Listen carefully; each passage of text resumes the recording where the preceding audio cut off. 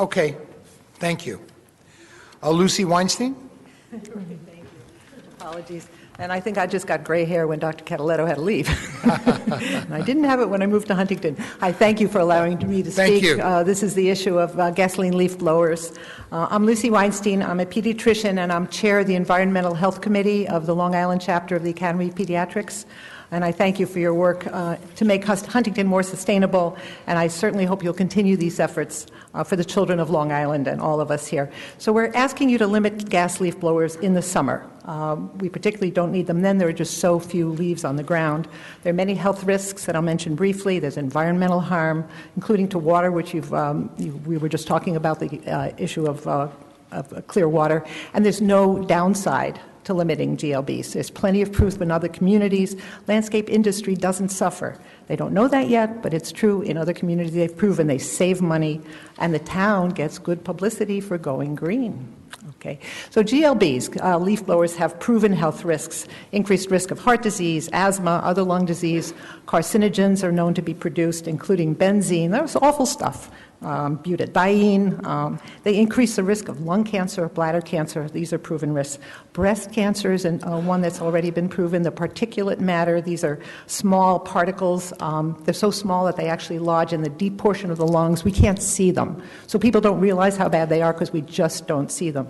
The particulate matter that's released, that's generated, has just recently been quantified by the EPA, and their conclusion is gas lawn equipment is an important source of toxic and carcinogenic exhaust and fine particulate matter.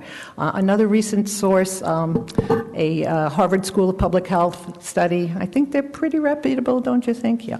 Anyway, they had a study showing that women who are exposed in the third trimester of pregnancy to these small particulates have an increased risk of having children with autism. I know there are many increased risks, many other risks for autism, but here we have a totally unnecessary and preventable one.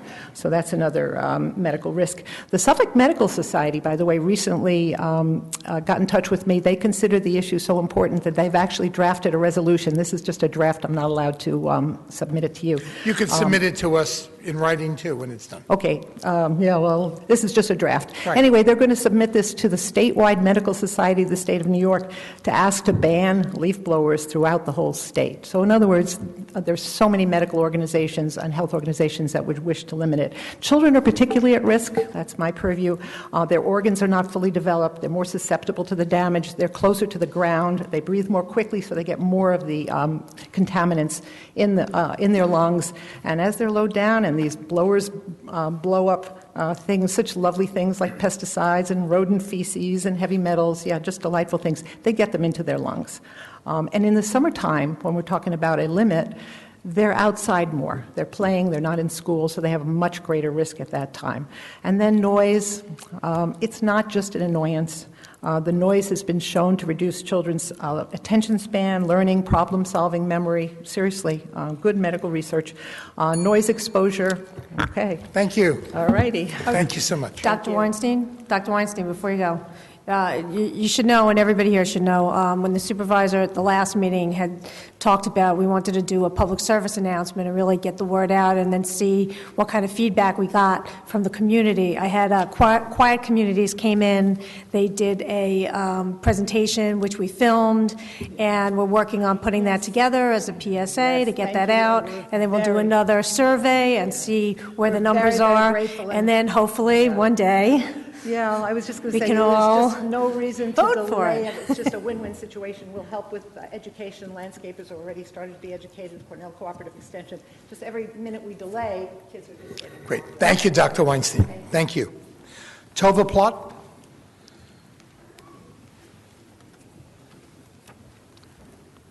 Good evening. My name is Tova Plowd, and I am the director of an early childhood center in Comac.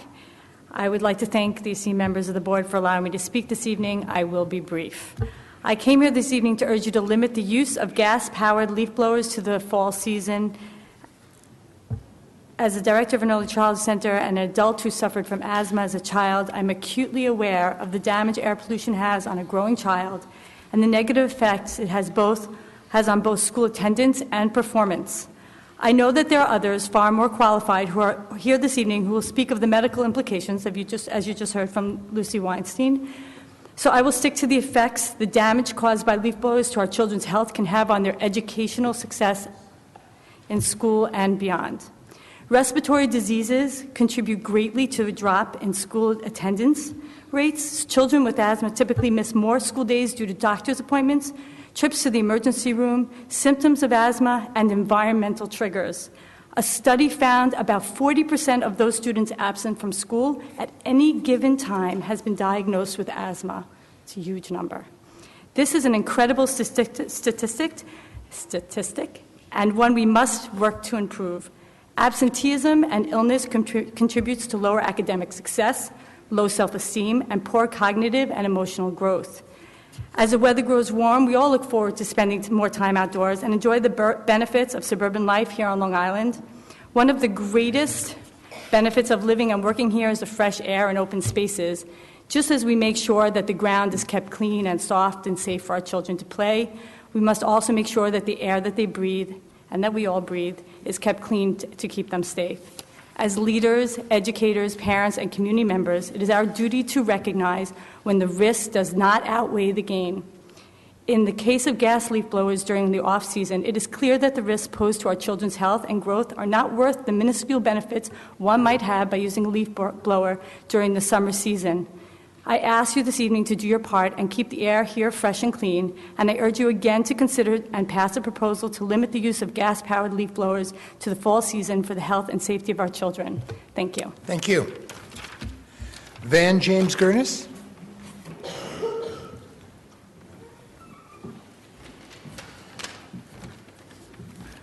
Good evening. Thank you for allowing me to talk to you guys. My name is Van James Furness. I'm a resident of Huntington, and I definitely support the restriction, or even better, the replacement of gas leaf blowers for less polluting and less noise-offensive options like battery-operated equipment. I would also like to know why the landscaping industry gets to have such a free pass compared with other industries. Construction, for example, has hours of operation that they are pretty strictly enforced, and they even do not get to operate on Sundays at all. But yet, we have several landscaping companies operate well before, well after their allowed times. Doesn't it make sense to think that building or fixing a house where people are going to be protected from elements would be a little more important than having a green grass? Why do landscapers get to work 7 days a week, but builders cannot? Builders have to place a visible sign in front of where they are working, and that is pretty well regulated. Landscapers are supposed to have labels on the trucks, but a good majority of them do not have any. There are regulations on the books for times and levels of noise they're allowed to produce, but that is never enforced. How come? Let's start regulating this industry a little more and give us back the peaceful enjoyment of our properties. Thank you for your attention. Thank you, sir. Kathy Krieger.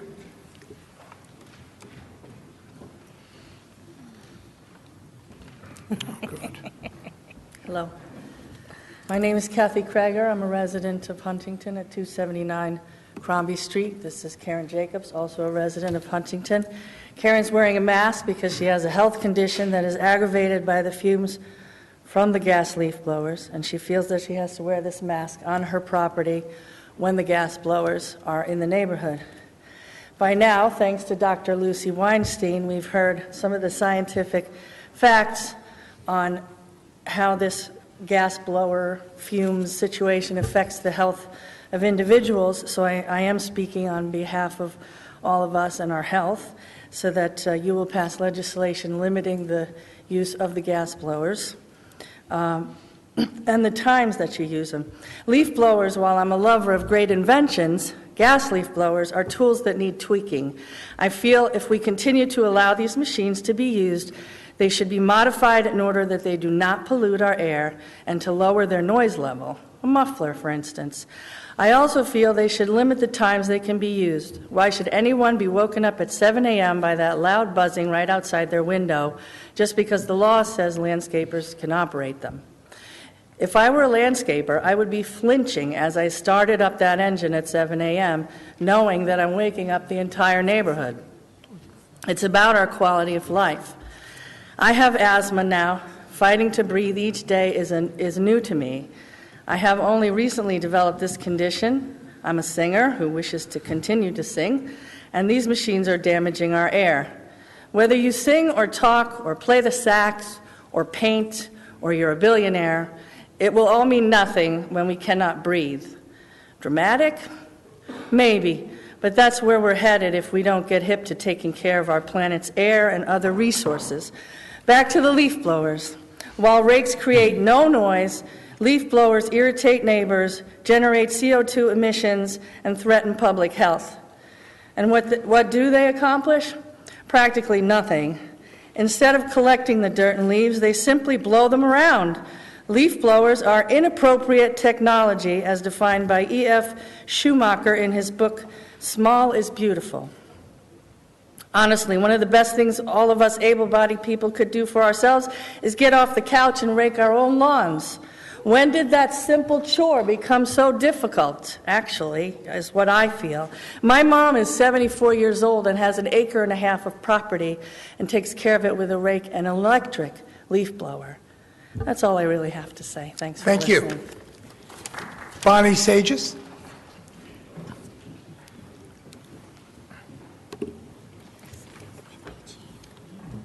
Good evening. I'm Bonnie Sager. For those that are wondering why does this issue deserve notice as a problem, here's a recap. The obvious issue is the noise, but the other reasons for attention are pollution, environmental justice, and public health. Two-stroke gas leaf blower engines are exceptionally polluting. A simple benchmark: running a gas leaf blower for 30 minutes creates more emissions than driving an F-150 pickup truck 3,800 miles. Approximately one-third of the gasoline that goes into the GLB engine is spewed out unburned in an aerosol mixed with oil in the exhaust. Cities like Jakarta, Bangkok, and Manila are outlawing two-stroke engines as part of their environmental push. The greatest risks, of course, are to the landscape worker, who uses these machines for many hours a day. They are typically low-wage, non-English-speaking immigrants. As a community, I hope we are not saying, don't bother me with the details about what I'm asking these workers to do to themselves and what lung or hearing problems they might develop as long as I don't see a grass clipping on my property. Is the same as saying, don't bother me with the details of what's happening in sweatshop factories as long as I can purchase cheap, fashionable clothes. Huntington has always shown leadership on environmental issues, and we ask you to lead by example in changing town code to restrict gas leaf blowers during summer months. Establishing Heckscher or another town park as a green zone could serve as a model for sustainable landscape practices.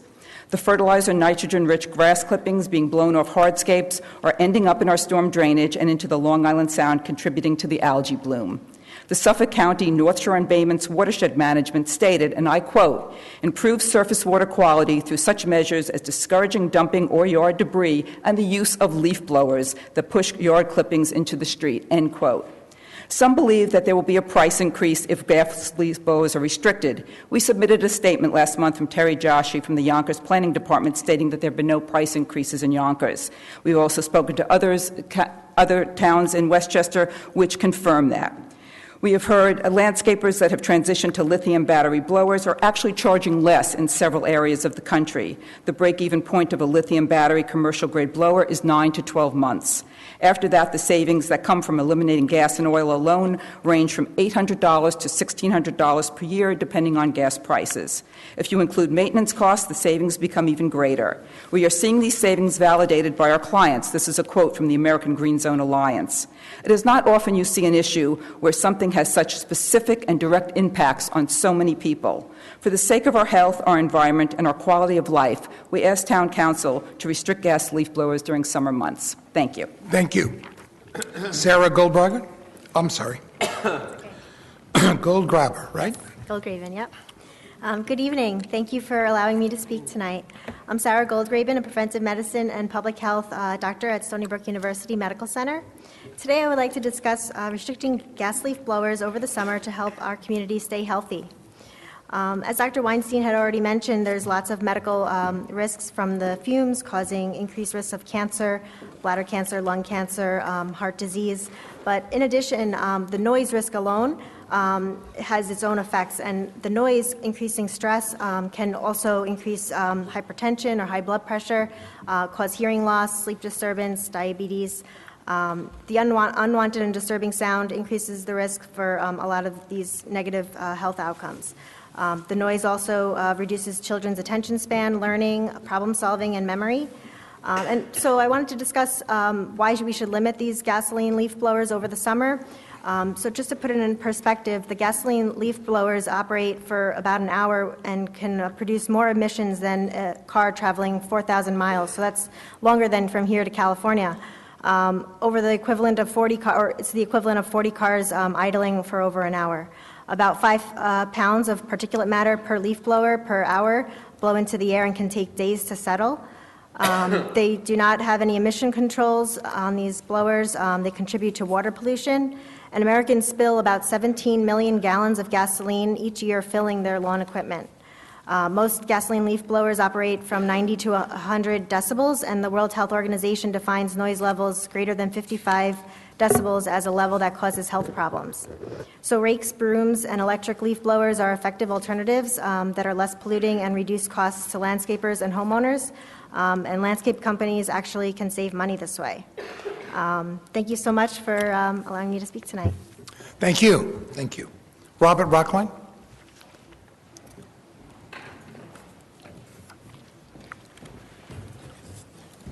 Good evening, Supervisor.